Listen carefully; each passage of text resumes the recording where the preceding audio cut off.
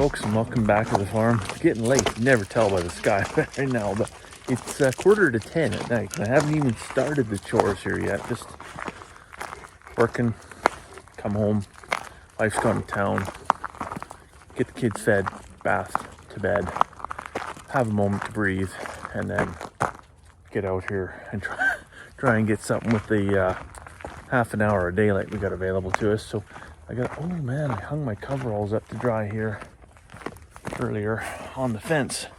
I better not forget those, because I'm gonna need them for work tomorrow. After work tomorrow though, after work is when the real work starts, because father-in-law has about 5 acres of second cut hay knocked down, and we're hoping to get out there with a square baler and wrap some of that up. That's not going to carry us through the winter. Of course, we're going to have to do a significant downsize of the flock. Just doing some rough calculations. Might have to come down to about 12 ewes from the 22 that we have, so 10 down the road. So it's going to be pretty brutal. But you know what? We did that in previous years too. Just, no mercy, right? Any of the weaker stuff just got cut. And ultimately, this spring, actually, we had some of the best lamb crop we've ever had by removing some of the, I guess, weaker genetics, poorer animals out of the flock entirely. So it stings when you do it, but it actually is somewhat beneficial when you do it. So before I head down to the sheep, I'm just grabbing some grain for the fat chicks, the meat chickens over there in the chicken tractors. I neglected to bring my pails back the last time I fed them, so probably blowing across the yard over there. Anyways, we'll get them fed and moved down another 12 feet, and then I'm gonna head down to where the ewes are right now and pick up the water trailer. So I'll move them into the dugout pasture overnight, pick up the water trailer, bring it back, and get it filled up so that I can get it back out into the field, and then keep them off that dugout piece. I want that dugout piece to kind of rest and recover a little bit. Last few years, especially with drought, it's had some hard miles on it, and some hungry mouths. One thing out here where we've got the chicken tractors, we feed them in these open top feeders. These things, right, they hold about 4.5 gallon of a pail for feed every day. And then the thing we do that's unique is we don't feed our layer hens over in the chicken houses. They're free range.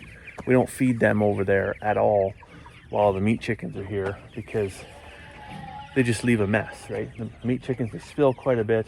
They're just so greedy. They're just in there spilling stuff everywhere.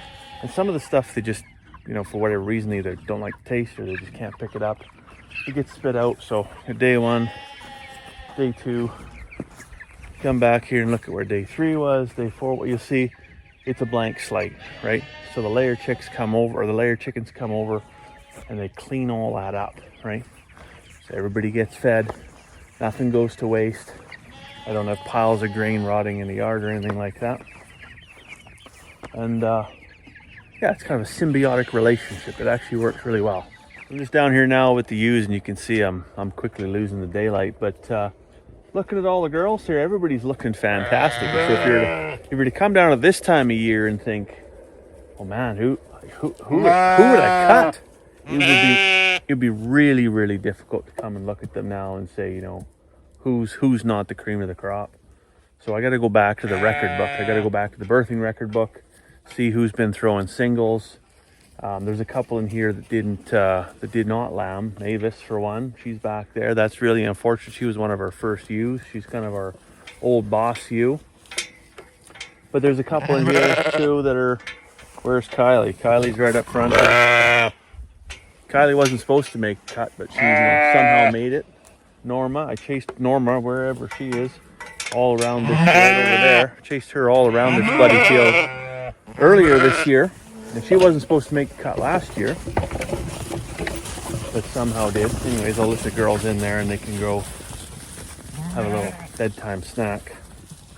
So I'll defer to the record book. I'll defer to the history books and say who's a performer, who's not a performer, and make a less sentimental decision and a more logical decision about who stays and who goes. Now, of course, with a major feed shortage, I have to do that. It kind of forces my hand to do that. And I've had a few people that have asked the question, well, you know, can you feed them on any kind of lower quality feed and then supplement and kind of make up the difference? And you can, but I mean, if you're talking about, you know, the cream of the crop, right? You're culling, you're getting rid of all the B team, and you're going to keep the cream of the crop, and then you're going to, you know, feed them low quality feed and try to supplement. Well, you may have some difficulty with doing that, right? So 2 years ago, we had some second cut hay, and I swear that not second cut, it was 2-year-old hay, sorry. But I think 2 years prior is where they'd cut it out of a swamp because it was half willows and just, you know, swamp grass and things like that. And the sheep ate it, and we poured an awful lot of molasses on there just to kind of make it palatable and try to make up the difference. And it definitely did make a difference, but you know, it was probably one of our worst years for birth weights and lamb mortality. And, you know, we had a lot of losses, a lot of issues with just, you know, dopey, stupid lambs and things like that. And so supplement works really well, you know, if your feed is in the, you know, 80 to 100th percentile, right? So if you got fairly decent quality to begin with, but if it's just garbage, you know, there's not really a lot of supplement that you can add, you know, no amount really of supplement that you can add to bring it up to, you know, where it's good breeding quality kind of hay. It's incredibly hard, you know, you're breeding in the fall and you're carrying a lamb through, or a calf or a foal or whatever the species is, right, through the most difficult, most hard months of the year, right, through all of the burr months essentially. And then so you get into February, March, April, and, you know, you're getting into the last trimester, the highest demands on that animal as it's trying to give basically all its body nutrition into the fetus. And your feed quality, because it's been stored all winter, is, you know, rapidly declining, as well as your feed stores are rapidly declining. Yeah, it's, you know, it's not really the place to take shortcuts. In my opinion, anyways, for what that's worth, is you're better off to take a bit of a loss at the auction mart and cull a few of those animals that are in the, you know, 75 to 80% crew, right? And anybody that's below 75%, definitely down the road they go, and keep your A team, as sad as that is, so that you have more feed to go around, or you have, you know, more money for better quality feed. You see high quality feed right now, 165, 185, even as high as $225 for a 1,500 pound round bale. So if you're going to want to keep the A team fed, that's essentially what you're going to have to feed them. So we're going to go out and we're going to bale up some of these square bales here. And it's not going to be a lot. It's not going to be enough to get them through the winter. But, you know, we're still going to actively source out some of this, some other local feed wherever we can find a silage bale or, you know, something close by. But I just, you know, I don't want to get myself in a position where January or February or like something like that, where, you know, if I'm picking up a bale a week or a bale every couple of weeks off of a guy, and he suddenly says, well, you know what, I need the rest for my cows for the rest of the winter. You're going to have to figure it out yourself. I don't want to have that conversation when the barn is empty and I got no hay left. So putting up a few square bales, even though they're second cut, I don't know how good they're going to be, but I'd rather run out of round bales when I've got, you know, say even 100 squares just sitting there, right?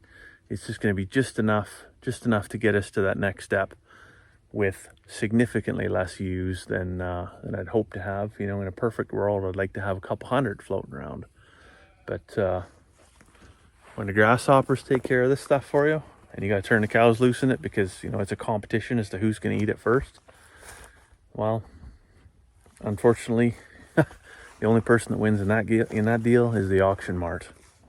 I will say, for the folks that are running, our arbitrary number here, but the folks that are running less than 25 head of any kind of ruminant, you know, whether that's a sheep, a goat, a cow, what have you, this year's not the year to be sentimental. This year's probably a good year to just get a truck, go to the auction mart, either downsize or just disperse, one or the other, and get into something that can, you know, survive solely on grain. It's a good year for grain. So, you know, the bins are looking like they're going to be full, not like the hay crops by any means.